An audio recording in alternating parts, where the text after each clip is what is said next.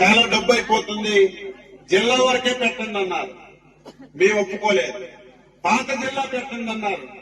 లోకేష్ బాబు గారు అయితే ఎంత డబ్బు ఖర్చైనా పర్వాలేదు, మా మహిళలు రాష్ట్రంలో ఎక్కడికి వెళ్ళినా, ఈ రాష్ట్రంలో ఎక్కడికి వెళ్ళినా ఫ్రీగా బస్సు ఎక్కే కార్యక్రమం తీసుకున్నాం.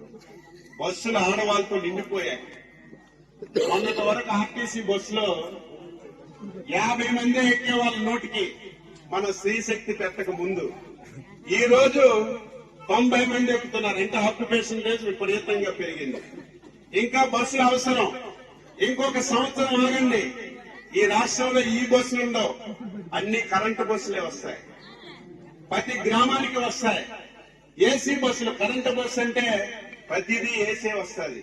మొత్తం ఎలక్ట్రిక్ బస్సులన్నీ కొని ఇంకా ఎక్కడ అవసరం ఉంది, ఇంకా ఏ గ్రామానికి అవసరం ఉంది, అందరికీ బస్సులేసి ప్రతి ఒక్క మహిళకి ఉచితంగా స్త్రీశక్తి కింద బస్సులు ఇచ్చే కార్యక్రమం చేశాం.